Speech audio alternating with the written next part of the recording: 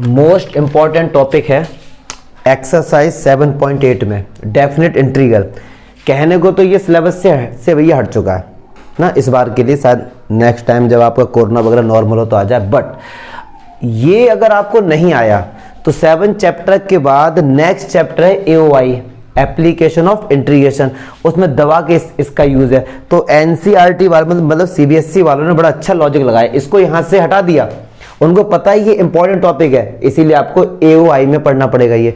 तो इसीलिए ये अभी से ही पढ़ लो, क्या जा रहा है। इसको इस तरीके से आप कंसीडर मत करो कि ये हमारे सिलेबस का पार्ट नहीं है, ठीक है। डेफिनेट इंटीग्रल होता क्या है, तो इससे पहले अभी तक जितने भी हम लोगों ने क्वेश्चन करे हैं वो क्या थे, इनडेफिनेट इंटीग्रल। मतलब क्या था कि वहां पे कोई भी लिमिट मतलब कोई भी कंडीशन नहीं थी। जैसे सपोज आपसे ये पूछा गया इस तरीके से कि भैया इसका ये बताओ क्या आंसर आएगा, तो आप कह देंगे कि x² + 2 बात खत्म। ये क्योंकि कोई कंडीशन नहीं थी। बट एक्चुअली में यार ये बताता क्या है, ये जो x² आया ये आया क्या है। एक मीनिंग तो हमको पढ़ाया गया क्या कि भैया इसका डिफरेंशिएशन करो ये वाला फंक्शन मिल जाएगा। सही बात है, सही बात है। क्यों, देखो x² का डिफरेंशिएशन 2x/2 c क्या है, कोई भी कांस्टेंट, उसका डिफरेंशिएशन क्या है 0, देखो x आ गया। ये चीज तो बताई गई थी, एक चीज हमसे छुपाई गई थी, वो क्या छुपाई गई तब देखो जरा। अगर सपोज कोई भी एक फंक्शन है f(x) dx, इसका इंटीग्रेशन भी कोई ना कोई फंक्शन ही आएगा। सपोज यार वो gx है, तो अब ये gx + c है क्या ये। अब देखो क्या था, ये f(x) एक फंक्शन, इसका जो ग्राफ बनेगा वो इस टाइप का बनेगा, मतलब जाता रहेगा ना। अब आपको इसके नीचे का एरिया फाइंड करना है, इसके नीचे का एरिया फाइंड करना है। तो वो ये फंक्शन जो है, इस फंक्शन से हम लोग इसका एरिया फाइंड करते हैं। बट ये बताया नहीं गया था, ये अब बताया जाएगा हमको। फॉर एग्जाम्पल अगर आपसे कोई ये पूछे कि x इसका आंसर 2x, भाई ये 2x है क्या, आप कह दो सर ये इसका डेरिवेटिव है, वो तो सब ठीक है, ये हो गई रटने वाली बात है। बट 2x क्या है, तो 2x क्या है कि x² का जो ग्राफ बनेगा, इस ग्राफ के किसी भी पॉइंट पर जो टेंजेंट जाएगा उसका स्लोप हम इससे निकालते हैं। तो स्लोप ऑफ अ टेंजेंट बताता था। ऐसे ही ये gx बताता क्या है कि इस फंक्शन का जो भी हमारा ग्राफ बनेगा उसके नीचे का एरिया फाइंड करते हैं, उसके नीचे का एरिया। लेकिन यहां कोई लिमिट नहीं है, तो एरिया भी क्या होगा, इसका डिफाइन ही नहीं होगा, अनडिफाइन होगा। अरे यार इसका ना तो कोई एंडिंग पॉइंट, ये जाता जाएगा इनफाइनाइट, इस तरफ एरिया भी क्या होगा इनफाइनाइट, इसीलिए +c लगा देते बाबू। ये सारा हमने पढ़ा है। तो अब पढ़ेंगे डेफिनेट इंटीग्रल। डस्टर कहां दो जरा हर्ष। तो अब पढ़ेंगे डेफिनेट इंटीग्रल, बड़ा मजा आएगा इसमें आपको। थोड़ा सा लेंथी हो सकता है वीडियो, बट अब देखो ये कि एक्चुअली में डेफिनेट इंटीग्रल बताता है क्या। ये हमको बताता है area under the curve, area under the curve. केवल यही बताता है कि अभी तक क्या था, यहां पे कंडीशन नहीं थी, अब यहां कंडीशन दे देंगे भैया ये है f(x) dx और a से लेके b तक के बीच का एरिया फाइंड करो। क्या चमका, तो ये हमको बताएगा definite area under the curve. अब इसको सॉल्व करने की कैसे निकालेंगे, इसको सॉल्व करने के दो तरीके होते हैं। एक तरीका क्या होता है, the limit as the sum of, limit का सम, अभी समझेंगे क्या होता है। और दूसरा anti derivative with interval a से b के बीच में। दो तरीके से हम लोग फाइंड करेंगे। तो 7.8 में वो इस तरीके से समझाया जाता है। ये बड़ा लेंदी है, अदरवाइज इससे हम लोग करेंगे तो एक लाइन में आंसर आ जाएगा इस वाले मेथड से। इससे आप करेंगे तो 1 से 2 पेज में जाएगा, क्योंकि ये प्रूफ है। ये जो है ना, एक तरह से देखा जाए 7.8 प्रूफ दिया गया था। तो अब हम लोग सीखेंगे कि लिमिट एज द सम कैसे फाइंड करते हैं, जो आपके यहाँ पे condition as the limit of a sum, ठीक है। अब देखते हैं, यहां तक कोई दिक्कत नहीं होनी चाहिए। अब यार देखो कैसे करेंगे, दो तरीके से फाइंड करते हैं। पहला 7.8 है, वो देखते हैं क्या। अब आपसे बोला गया है कि भैया ये फाइंड करो a से b f(x) dx। बताइए क्या इसका आंसर आएगा। तो वैसे तो बहुत सिंपल है कि इसका निकालो भैया इंटीग्रेशन और upper limit minus lower limit अभी करेंगे, लेकिन वो सब चीजें कहाँ से आई, अब उसको समझने से पहले एक बेसिक सा कंसेप्ट आपको समझना पड़ेगा कि एरिया ऑफ सर्कल कहाँ से आया। क्योंकि अगर मैं डायरेक्ट बताऊंगा तो केवल आप रटोगे। एरिया ऑफ सर्कल जिसको हम लोग पाई आर स्क्वायर पढ़ते आए, ये कहाँ से आया, पाई आर स्क्वायर, इसको समझते हैं। ठीक है, अब देखो ध्यान से समझना है इसको, और ये समझ आ गया तो ये कंसेप्ट तो खत्म हो गया, अदरवाइज रटते हैं बच्चे लोग। अब देखो जरा, ये हमारे पास एक सर्कल है, ठीक है, और इसी बहाने इसका प्रूफ भी हो जाएगा और आपका कंसेप्ट भी क्लियर हो जाएगा। ये सेंटर है। अब क्या किया, इस सर्कल को काफी पार्ट्स में आप इसको डिवाइड कर दो। देखो जैसे कैसे, एक तो ये हो गया, मैं कलर का थोड़ा यूज करूंगा आपको समझाने के लिए।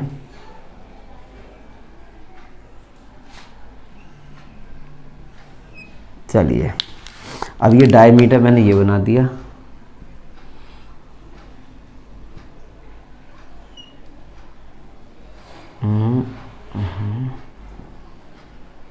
ये सब क्या डायमीटर है पता होगा ना, कलर अलग अलग किया, इंटेंशनली किया, इसका मीनिंग समझो जरा क्या किया। अब ये जितने भी पार्ट हैं इनका नाम देता हूं, चलो मैं ये 1 2 3 4 5 6 और इधर नाम देता हूं 7 8 9 10 11 12। चमका जी, एक बात बताइए, जब मैंने ये सब इक्वल पार्ट्स में डिवाइड करें, अगर मैं इस वाले पोर्शन का एरिया निकाल के और 12 से मल्टीप्लाई कर दूं तो इस पूरे का एरिया निकल के आ जाएगा, या फिर इन सब का अलग अलग एरिया निकाल के ऐड कर दें, मुझे नहीं लगता इसमें कोई डाउट होगा। तो मैं क्या करता हूं, अब एक स्ट्रिप इसमें से निकाल लेता हूं। ठीक है, मैंने क्या किया, इस वाले स्ट्रिप को यहां से निकाल लिया। अब मैंने इसको ये यहां पे रख दिया लाके कुछ इस तरीके का। क्या बात समझ आई? ठीक है जी। यार अभी तक ना इस टॉपिक के पहले, मतलब 12th क्लास से हम लोगों ने जितने भी एरिया सीखे, रेक्टेंगल ले लो, स्क्वायर ले लो, ट्रेपेजियम, पैरेललोग्राम, सभी में स्ट्रेट लाइन होती थी, किसी में भी कर्व नहीं होता था। भाई इसमें कर्व आ रहा है, अब कैसे करें? तो उन्होंने क्या किया कि इसको बहुत छोटे छोटे पार्ट में डिवाइड कर दिया, इसको और छोटा कर दिया, फिर इतना ले लिया उन्होंने। ठीक है जी, फिर उन्होंने और छोटा कर दिया, फिर इतना ले लिया। क्या बात समझ आ रही है? फिर और छोटा कर दिया, मैं इसमें आपको शो कर नहीं सकता, बस आप बात को समझो, इतना छोटा कर दिया। अब इस समय आपको ये लगेगा कि भैया ये एक स्ट्रेट लाइन हो गई है। क्या बात समझे? अगर ये कर्व है ना, ठीक है जी, अभी आपको पता लग गया ये कर्व है, लेकिन अब मैं अगर इतना कर दूं तो अब आप कहोगे सर ये तो स्ट्रेट लाइन है, कर्व नहीं है ये। लेकिन ऐसा है नहीं, इल्यूजन है, पर इतना छोटा कर दिया, इतना छोटा कर दिया कि बाबू कर्व ना लग के वो आपको एक स्ट्रेट लाइन लगने लगा। क्लियर है? तो अब देखो उन्होंने कैसे फाइंड किया था, अब इस तरीके से किया। इसको मैं ज्वाइन कर देता हूं। अब आपको क्या करना है, 1 से लेके 6 वाले पोर्शन सारे निकाल के इस तरीके से उन्होंने जमीन पे रख दिए, इस तरीके से।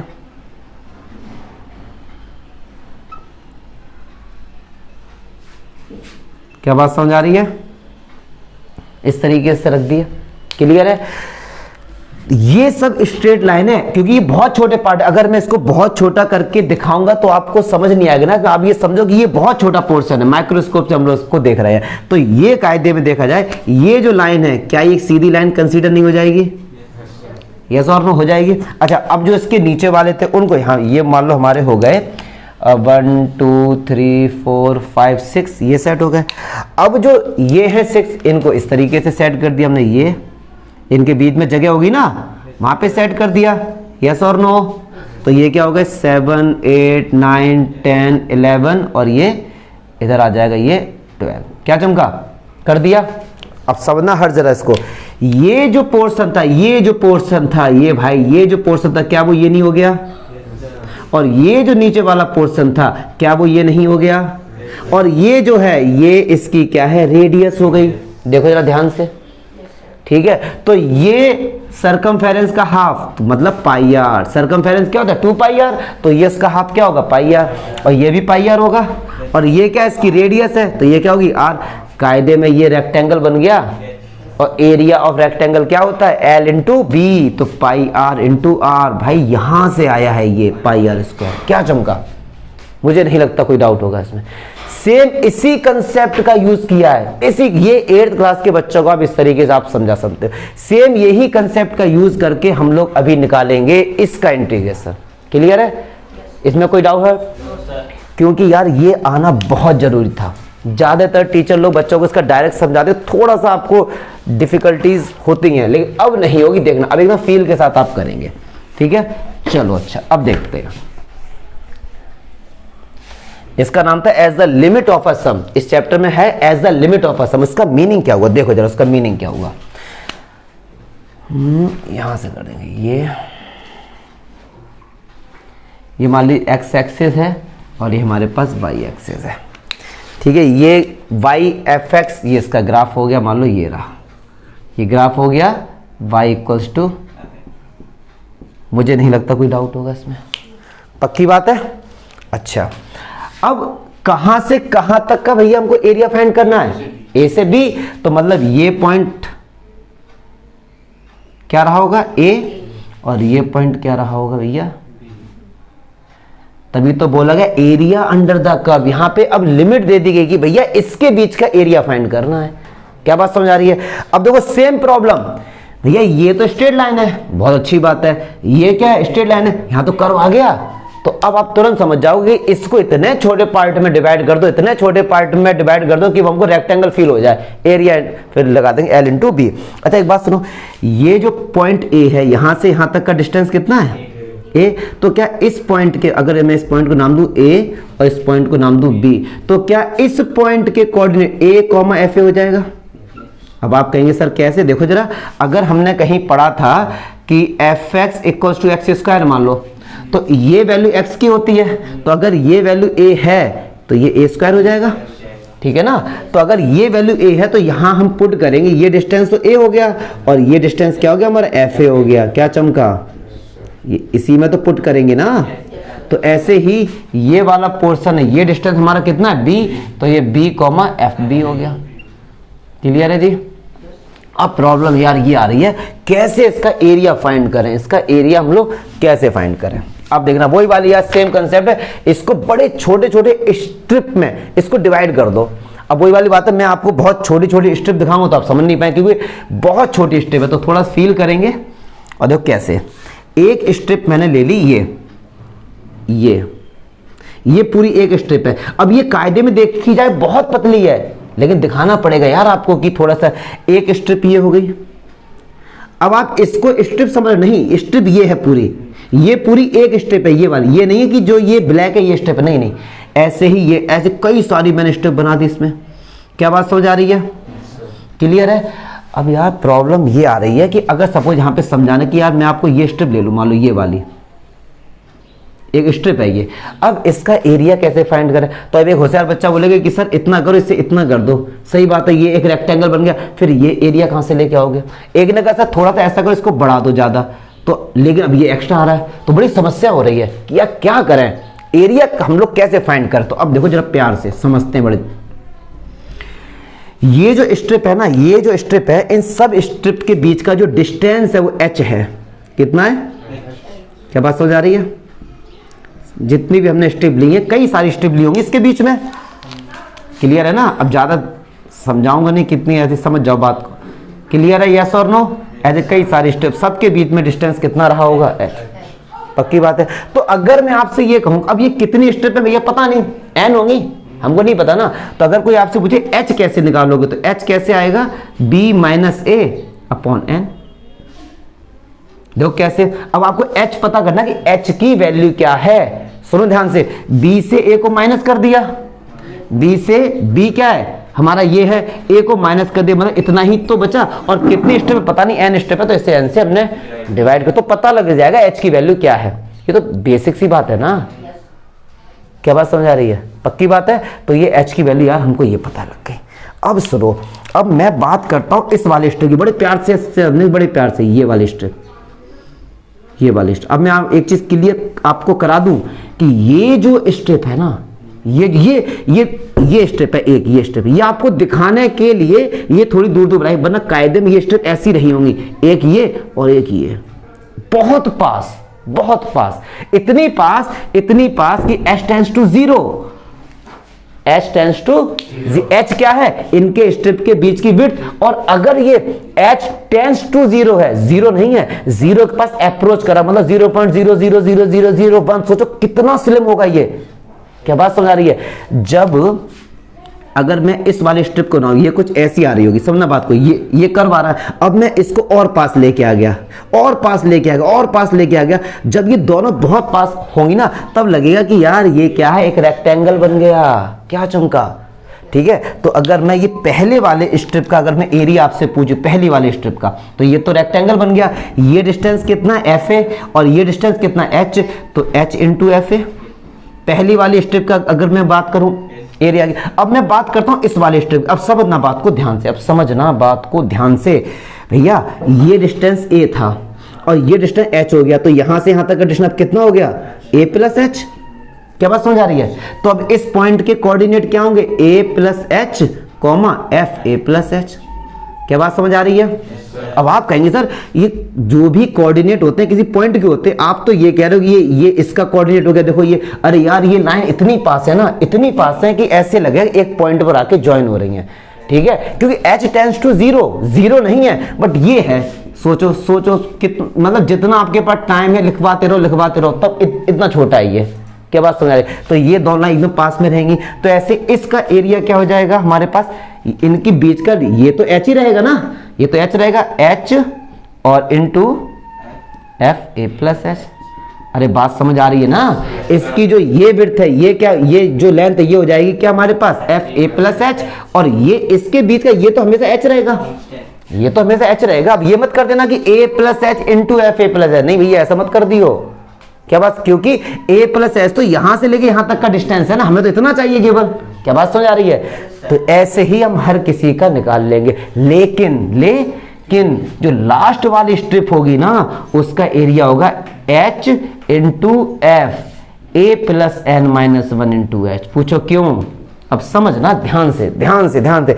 जब पहले वाले का हमने निकाला, पहले वाले का, तो इसमें h 0 था, तो h है ही नहीं। जब दूसरे वाले का हमने निकाला तो h का कोफिशिएंट क्या था, 1 था। जब तीसरे का निकालेंगे तो f का कोफिशिएंट क्या होगा, 2। तो जब लास्ट का निकालेंगे तो n-1 नहीं होगा। ये एकदम AP की तरह है। देखो AP का फर्स्ट टर्म a, अगला टर्म a प्लस डी, अगला क्या होता था a प्लस 2d, लास्ट वाला क्या होता था, ये सेम उसी की तरह। ये देखो क्यों, जब पहले टर्म था, पहले टर्म में d क्या है, कुछ नहीं है, दूसरे टर्म में d1 है, तीसरे टर्म में d2 है, मतलब एक कम है ना, तो ऐसे n वाले में एक कम नहीं हो जाएगा। क्या बात समझ आ रही है? क्यों? और एक तरीका और है समझाने का, जब 2 स्ट्रिप है तो एक एरिया निकल गया, अब 3 स्ट्रिप है तो दो जब n स्ट्रिप है तो n-1। क्या बात समझ आ रही है? अगर मैं इन सब एरिया को जोड़ दूं तो क्या इस पूरे का एरिया निकल के नहीं आ जाएगा? तो अब भैया क्या करना है, बस हमको यही करना है। अब देखो इसका एरिया क्या होगा, इसका जो एरिया होगा हमारा a टू b, क्या बात समझ आ रही है, h इंटू एफ ए प्लस h इंटू एफ ए plus H plus h into F ए plus 2h plus dot dot dot dot h into F ए प्लस n-1 इंटू। अगर मैं इन सबको जोड़ दूं तो क्या इसका जो आंसर नहीं आ जाएगा निकल के?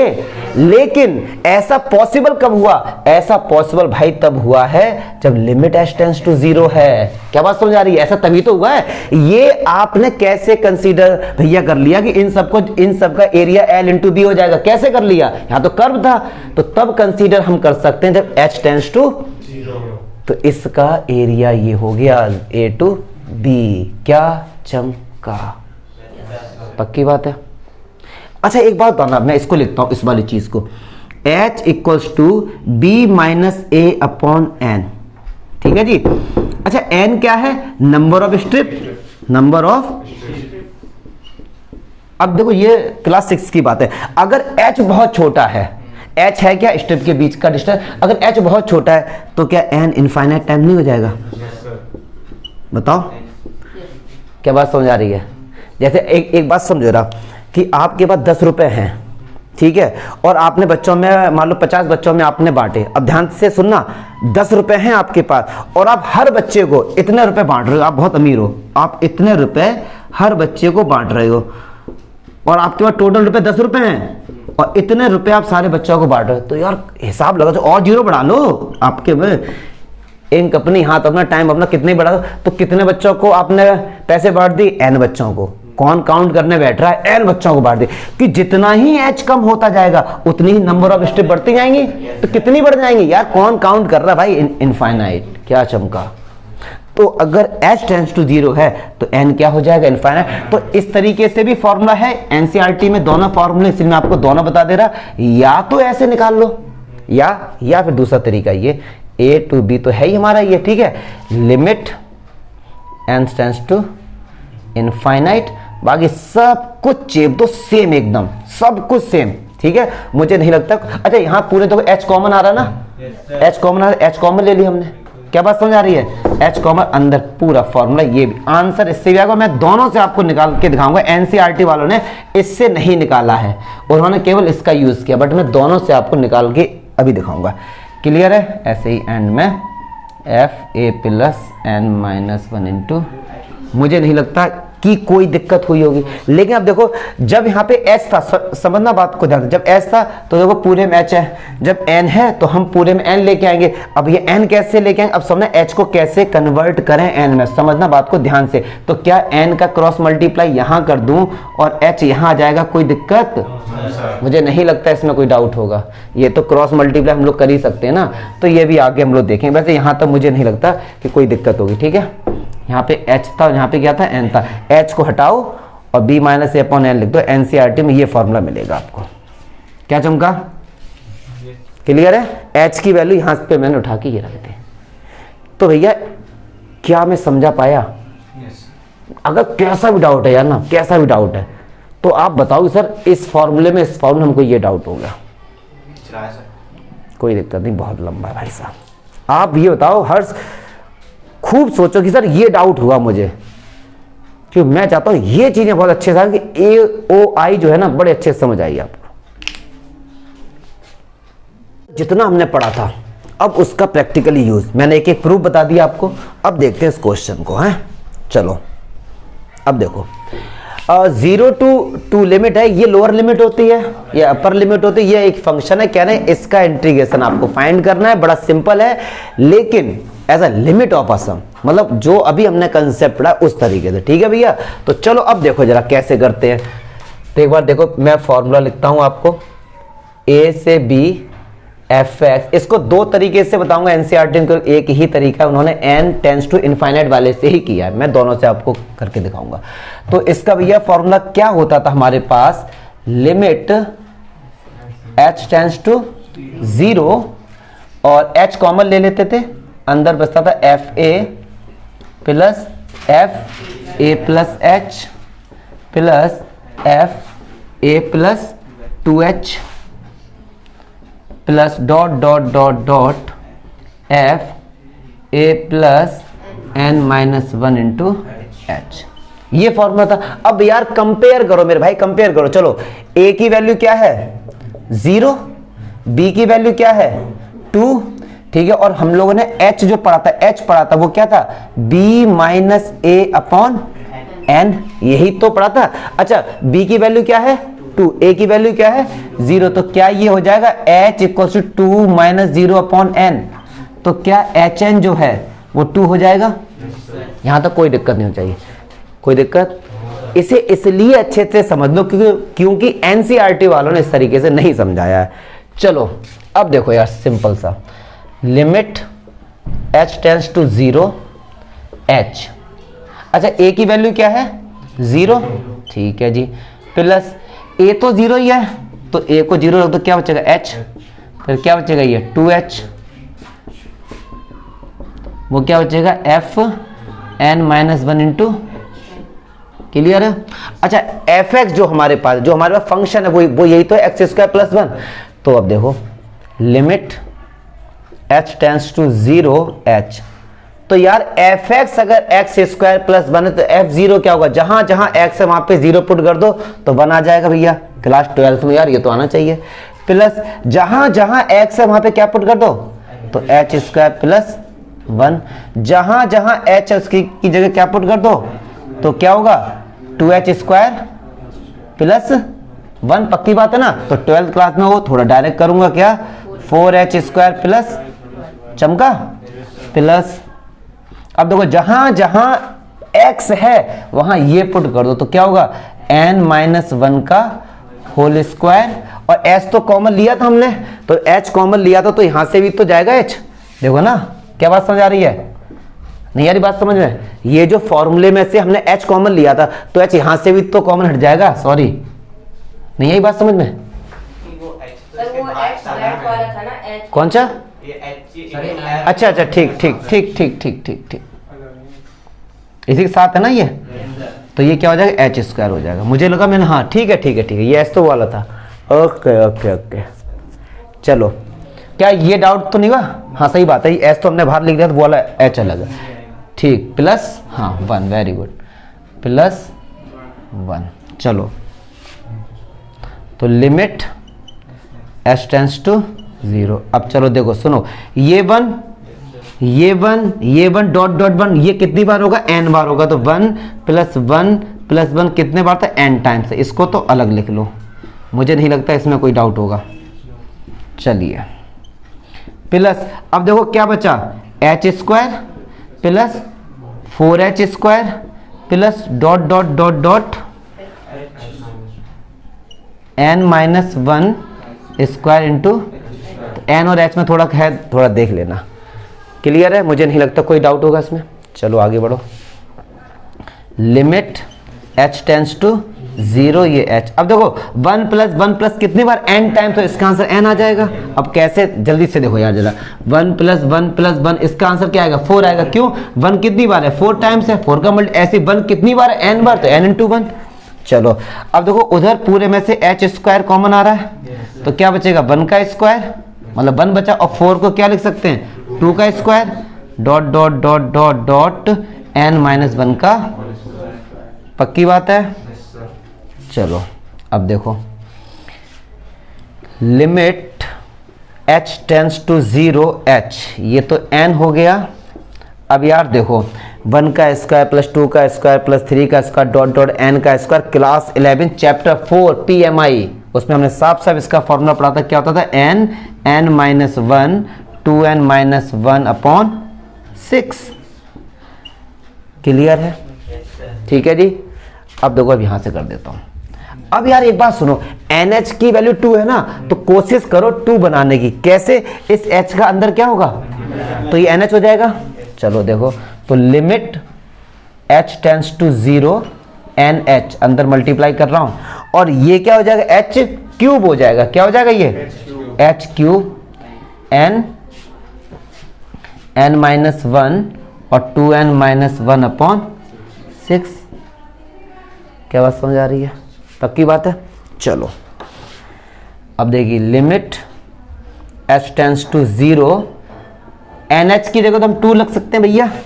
अब देखो लॉजिक, यहाँ से लॉजिक खेल गया, h की पावर क्या 3 है और ये 3 है, तो इन तीनों में h का मल्टीप्लाई कर दो, देखो मल्टीप्लाई एक एक, सुनो सुनो इधर सुनो ध्यान दे, अगर 2 की पावर 3 है समझना, और ये इधर मान लो हमारे पास दिया गया है y² z² इंटू मान लो x², ये दिया गया है, या x की पावर 3 कुछ भी ले लो, तो ये 2 की पावर 3 है, क्या इसको ऐसे लिख सकते हैं, लिख सकते हैं, फिर इसको हम ऐसे भी लिख सकते हैं, 2 को इसके साथ ले लो, 2 को इसके साथ ले लो और 2 को इसके साथ ले लो, कर सकते हैं, बात तो वही रहेगी।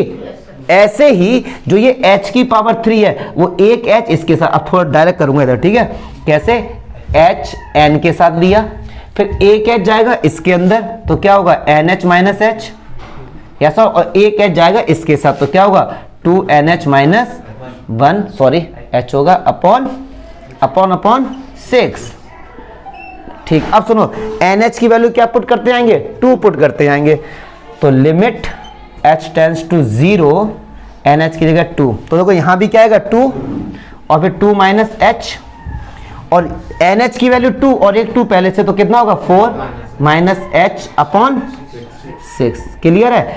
अब रख दो भाई h टेंड्स टू 0, h की जगह क्या पुट कर दो 0, तो अब देखो कितना बचेगा, एक तो ये 2 बचा प्लस 2, यहां रख दिया 0 तो क्या बचा 2, यहां रख दिया 0 क्या बचा 4 अपॉन 6, 2 3 जा 6, 2 प्लस 4 2 जा 8 अपॉन 3, 3 2 जा 6, 14/3 इसका क्या आ गया। और अब प्लस सी नहीं लगेगा क्योंकि भैया ये डिफाइन हो गया। ये क्या हो गया, ये डिफाइन हो गया। अब बताइए इस यूनिट स्क्वायर, हाँ एरिया निकाल यूनिट स्क्वायर, ठीक है। अब आप ये बताओ कोई दिक्कत इसमें, कहां कैलकुलेशन बताओ, कौन सी कैलकुलेशन? कैलकुलेशन तो यार है, तुम भी तो 12th में आ गए हो। तो इस तरीके से ये एक तरीका होता है जो एनसीईआरटी में नहीं। अब जो एनसीईआरटी में है वो भी आपको बताऊंगा मैं, मुझे नहीं लगता कोई डाउट है होना चाहिए इसमें। देखो हर्ष क्लियर है ना, ये थोड़ा देख लेना, मुझे पता नहीं क्यों दिमाग में ऐसा ही एच ध्यान नहीं दिया। चल देखो यार से, चलिए अब इसका दूसरा मेथड जो एनसीईआरटी ने किया हुआ है देखते हैं क्या है वो। तो वो ये कहता है ए से B F X D X limit N tends to infinite. अच्छा थोड़ा सा मैं भी कोशिश करूंगा, आप थोड़ा समझना, एन और एच में थोड़ा अंतर है मेरे, हैं थोड़ा समझ जाना, मतलब अंतर नहीं है लेकिन आप लोग फील करोगे इसको है। और यहाँ एच था, मैंने कहा सब कुछ सेम रहेगा, सब कुछ सेम रहेगा। फॉर्मूला जो था वो एफ ए प्लस एच एफ ए प्लस 2h और एफ ए plus N minus 1 into D. हाँ AP बन गया था फ्लो में। हाँ अभी एक बात सुनो, अभी क्या था इससे पहले वाले क्वेश्चन h टेंड्स टू 0 था। जब h टेंड्स टू 0 होगा तो n कहां पर जाएगा, इनफाइनाइट। तो उसको लिखो या इसको लिखो, एक ही तो बात है। लेकिन अब प्रॉब्लम यह है कि सारा क्वेश्चन n में, क्योंकि जो लिमिट जिसमें लग जाती है उसी में कन्वर्ट कर दो सारा, यही तो होता है नियम। चलो कैसे करेंगे देखते हैं। अच्छा कंपेयर करो, a कितना भैया 0, b कितना है 2, fx कितना है एक्स स्क्वायर प्लस 1, ठीक है सर। और फॉर्मूला क्या था h equals to B minus A upon N. तो यहां क्या हम h की जगह ये वैल्यू पुट कर सकते हैं b माइनस ए अपॉन। एक बात सुनो, b कितना है 2 और a कितना है 0, क्या h की जगह 2 अपॉन एन लिख सकते हैं डियर? पक्की बात है। अब साथ देना सारे बच्चे लोग, आंसर आएगा दबा के। देखो लिमिट, हाँ तो मैं पूरे क्वेश्चन में केवल इसी पे डाउट होगा, दबा के पे, कि ये कहां से आ गया 2 अपॉन एन। क्या चमका, इसे पहले लिख लिया ना। चलो अच्छा a की वैल्यू क्या है 0, चलो भैया 0 और h सब कुछ वैसा ही रहने वाला है, तो f n minus 1 into H. क्या चमका, चलिए 2 upon N limit n tends to infinite. एक बात सुनो जरा, एफ एक्स क्या है एक्स स्क्वायर प्लस 1, तो f0 क्या होगा, x की जगह 0 पुट करो, कितना आ गया भैया 1, प्लस एच एक्स की जगह क्या पुट करो एच स्क्वायर प्लस, कोई दिक्कत, ऐसे ही 4h स्क्वायर प्लस। मुझे नहीं लगता इसमें कोई भयंकर डाउट होगा या कोई हमने बहुत भयंकर लॉजिक लगा दिया, सिंपल सा है। चलिए अब देखो यहाँ पे x की जगह क्या पुट करना है यार हमको, n माइनस 1 और h का होल स्क्वायर प्लस 1। क्या चमका? अब यार एक बात सुनो, बस जो लास्ट लॉजिक है उसके बाद तो कैलकुलेशन नहीं है। अब एक बात सुनो, लिमिट किस टर्म में है, n के टर्म में। देखो यार पूरे फंक्शन में h आ जा रहा है, तो h को हटाएंगे ना, कैसे हटाएंगे, h की जगह 2 अपॉन, मैं डायरेक्ट भी बता सकता हूँ लेकिन नहीं, आप समझो एक एक स्टेप से। तो ये कितना हो गया भैया 1। अच्छा h की जगह क्या रखेंगे 2 अपॉन n, तो 4 अपॉन n स्क्वायर प्लस 1। क्या चमका, प्लस 4 तो ये है ही, और h की जगह क्या पुट करेंगे 4 अपॉन n स्क्वायर प्लस 1। हाँ और ये क्या हो गया हमारे पास n माइनस 1 का होल स्क्वायर और h की जगह 4 अपॉन h स्क्वायर प्लस 1। कहाँ बेटे, हाँ सही है, सही, इसीलिए आपको बैठा लेता हूँ मैं अकेली वीडियो इसीलिए नहीं बनाती, ये थोड़ी मिस्टेक हो जाती है। क्या चमका, अब देखो पूरा क्वेश्चन n में आ गया, पूरा क्वेश्चन n में आ गया, पक्की बात है, क्लियर है ना। अब देखो, अब एक बात देखना जरा, प्लीज सारे बच्चे शांत रहेंगे। 1 1 1 1 कितनी बार? n बार। चलो यार लिख ही देते हैं, n टाइम्स, समझते चलना समझते चलना। चलो प्लस, अब सुनो जरा, ये क्या है? 4/n², ये क्या है?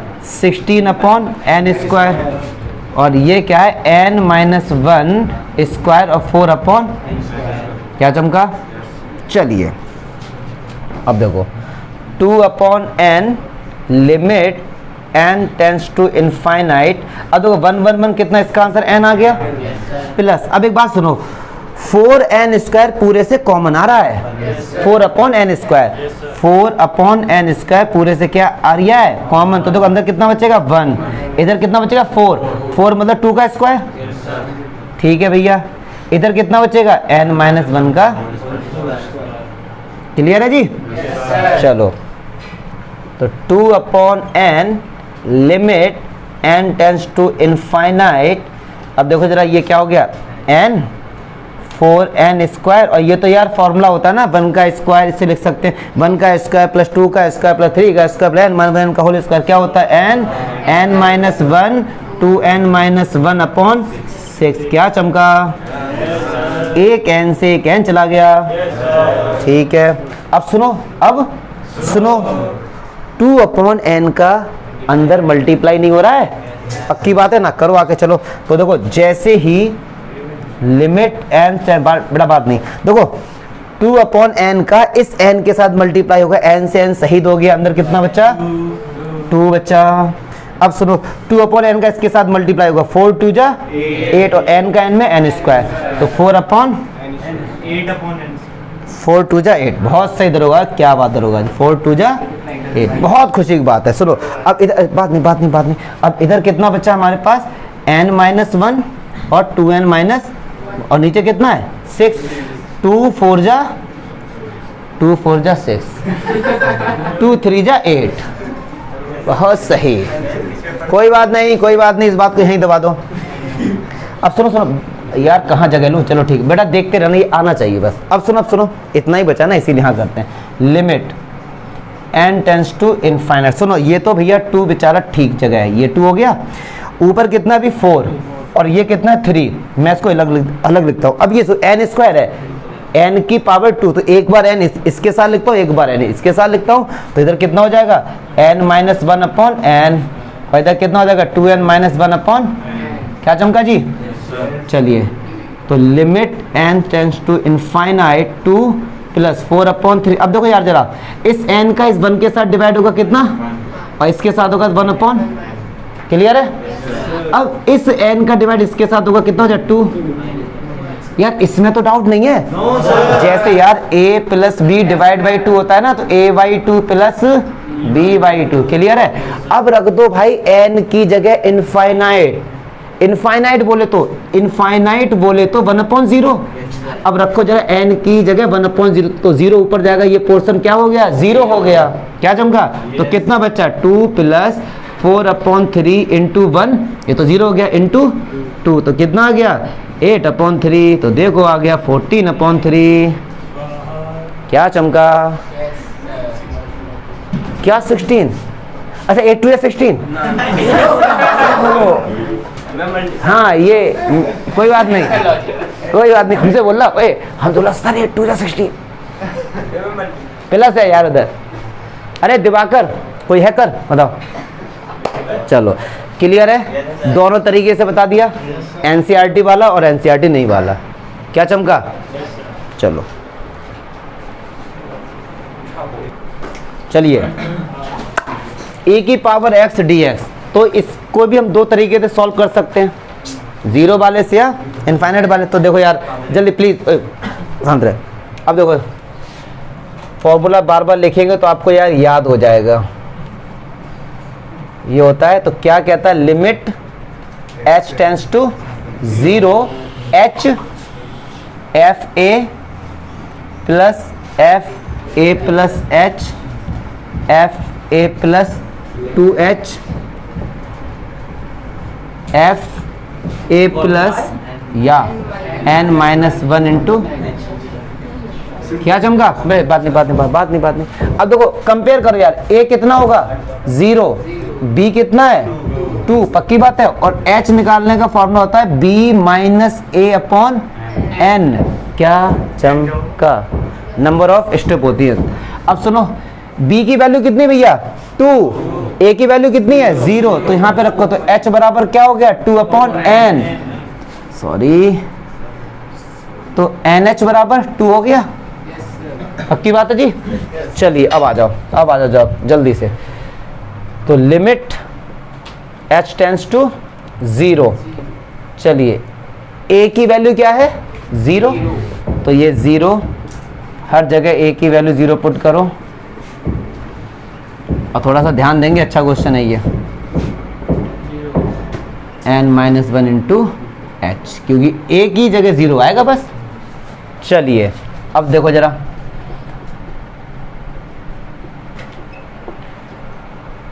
भैया एफ एक्स है e की पावर x, ठीक है ना, ये क्या होता है हमारा एफ एक्स होता है, और हमको फाइंड करना है f0, मतलब x की जगह 0 पुट कर दो तो e की पावर 0। अब x की जगह क्या पुट कर दो e की पावर h, e की पावर 2h, क्या चमका? ऐसे e की पावर n-1 इंटू, मुझे नहीं लगता कोई डाउट होगा। अब यार एक बात ना बताओ, अब एक बात, e की पावर 0, e की पावर h, e की पावर 2h, क्या ये जीपी नहीं बन गई? देखो भाई साहब, जीपी बन गई है, ज्योमेट्रिक प्रोग्रेशन। क्या चमका? तो ये जीपी के एसएन का फॉर्मूला क्या होता था, ये समीप तो फाइंड करना है, तो एसएन का फॉर्मूला क्या होता था जीपी के, SN equals to A R N minus 1 upon R minus 1। क्या चमका? आगे देख, ए क्या होता था फर्स्ट टर्म, ए क्या होता था फर्स्ट टर्म, तो ये क्या होगा e की पावर 0, फर्स्ट टर्म यही है, मतलब e की पावर 0 1, ठीक है। r होता था, इनका डिवाइड करो, e की पावर h में e की पावर 0 से डिवाइड करो तो e की पावर h ही तो आएगा। क्या चमका? ब्रैकेट यार लगा दो, तो r आ गया हमारा e की पावर h, और उसकी पावर क्या है n। अरे बात समझो ना यार, r क्या होता है इनका कॉमन रेशियो होता था, तो इसका इसके साथ डिवाइड करो e की पावर h ही तो आएगा, ये तो आया r, फिर पावर क्या n, और -1 अपॉन r माइनस 1, मतलब e की पावर h माइनस, क्या चमका? ठीक है जी। चलिए अब देखो ध्यान से देखो, अगली लाइन में कैसे आंसर आने वाला है। h हो गया ये। अच्छा, किसी की पावर 0 होती है उसका आंसर क्या होता है, इसको लिखो या फिर मत लिखो, जब पावर के ऊपर पावर होती है उनका क्या होता है मल्टीप्लाई, तो e की power nh minus 1 upon e की पावर h माइनस, हाँ NH2 है। क्या बात तो सर, गुड आ रही है। अब एक बात सुनो ना, क्या मैं इस h को यहां से अगर हटा के इसके नीचे डिवाइड में लाके लिख दूं, कोई फर्क नहीं। अब आप पूछो सर क्यों, क्योंकि तुमने 11वीं क्लास में तो मौज करी थी।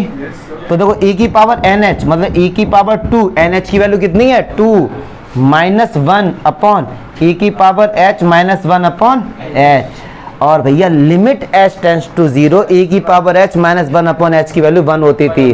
क्लास 11 लिमिट्स एंड डेरिवेटिव में हम लोगों ने फॉर्मूला पढ़ा था। क्या चमका? तो इसकी वैल्यू कितनी हो जाएगी 1, तो आंसर कितना आ जाएगा e स्क्वायर माइनस, ठीक है जी। ये आपको भैया पता होना चाहिए था कि ये, ठीक है जी। तो हम लोगों ने सारे एग्जाम्पल कर लिए, 2 ही थे। अब इसे n टेंड्स टू इनफाइनाइट से खुद से करियो है। चलो